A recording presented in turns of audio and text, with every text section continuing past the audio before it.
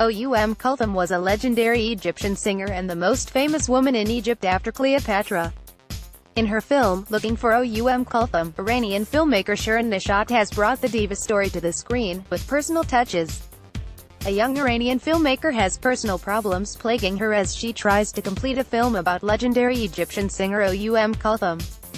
Courtesy of Razor Film, TRTWorld, Istanbul, Turkey, Shirin Neshat, an Iranian visual artist who lives and works in New York City, was in Istanbul for the 37th Istanbul Film Festival, to serve as a judge at the Human Rights in Cinema competition. In addition to her duties as a judge, Neshat also attended the screening of her second feature film, Looking for Oum Kulthum, a film within a film that is as much about the legendary Egyptian singer as it is about a female Iranian filmmaker.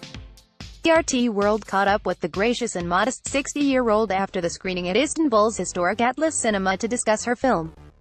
In the film, an Arab woman asks the Iranian filmmaker why, of all people, she wants to make a film about Oum Kulthum, when she doesn't even speak Arabic, implying she wouldn't understand Kulthum songs properly.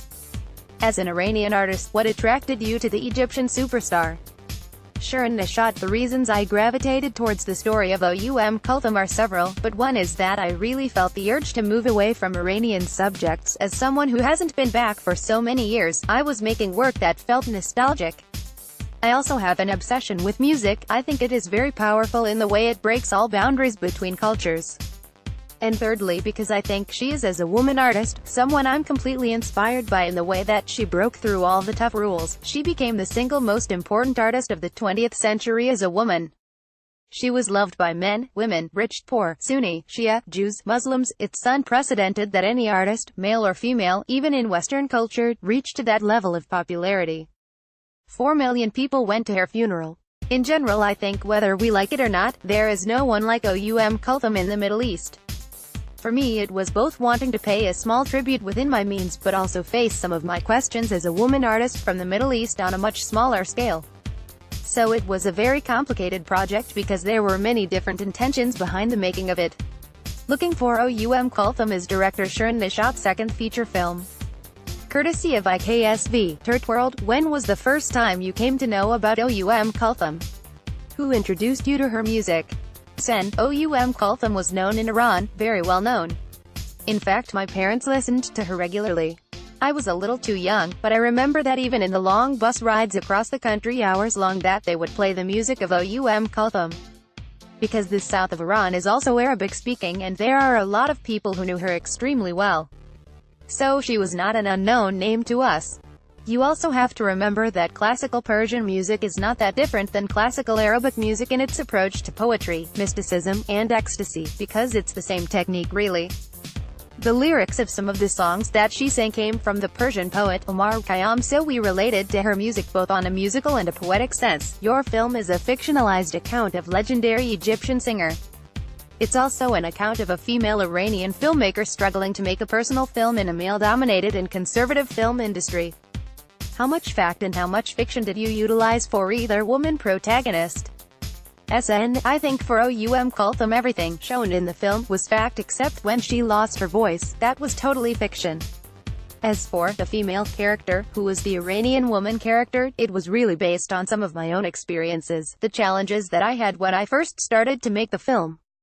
I thought I was going to make a biopic and then I was really facing criticisms from the Arab world thinking, how dare you as a non-Arab speaking artist, someone who didn't grow up with Oum Kulthum, who doesn't understand her lyrics, make a film about her. Then I completely changed the direction of the story and made a story inside of a story.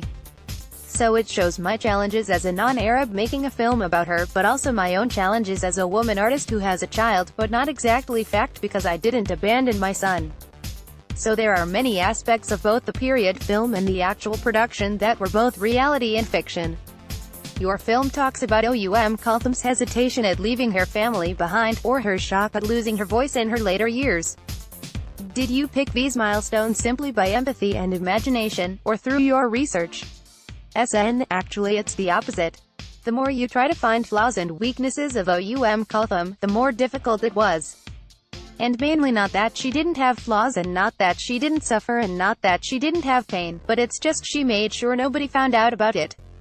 In fact, when we visited her family eventually in Cairo, they told us how there was a basement to her house that sometimes when she felt really bad and depressed she would just go and lock herself inside that room, and she would never come out until she felt better. Another detail was she never confided with people about her own suffering.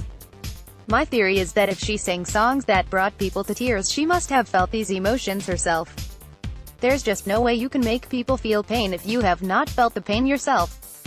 The issue that I found that was extremely difficult to go under her skin because there's no real factual information about her, like she never had relationships that she broke down, she never became a drug addict, she didn't commit suicide, she was not abusive, she just very carefully shaped her career to be something of a magnitude that no one could devour and bring her down to itsy-bitsy celebrity things or gossip. And I respect her for that, but that made it a difficult film to make because she never showed her vulnerability. Whereas I myself, I'm always going up and down.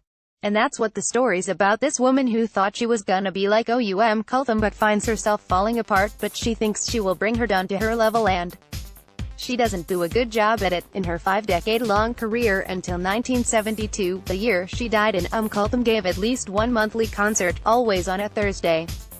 Courtesy Life. The film began as a biopic and turned into a metafiction about the difficulties of making a film about a beloved public figure. What does your experience tell us about fragmented histories such as Oum Kulthum's? I found that it's just like history, that there are different interpretations of that history, and it's the same about her. There are very many different interpretations about who Oum Kulthum was. In fact, if you talk to every Egyptian, they have their own description of how she was who she was. But she was always very secretive. That is something that I find very interesting, that you cannot have just one description of who she was.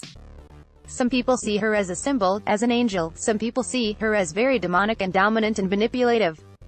So there's a lot of different images that she has been called, but I think my film was about how I couldn't really reach the truth in her.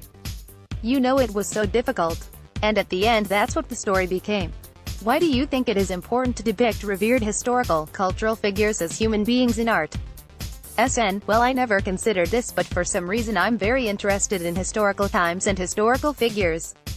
I don't currently live in Iran, I don't currently live in the Arab world, but historical figures and historical times are very interesting because they are more accessible and you could give it your own interpretation, because nobody has experienced them, no one that I know.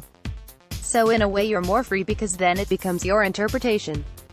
But if I were to make something very contemporary, it's a very different story. So something about her where she reaches this iconic status, this legendary status, then it could be, for example, she's an idol for millions of women in the Middle East, each one of them for a different reason.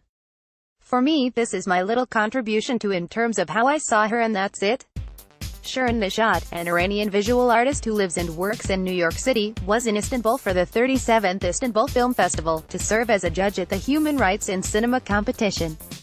Alamdar, TRTWorld. What was happening in Egypt politically and socially during Oum Kulthum's life?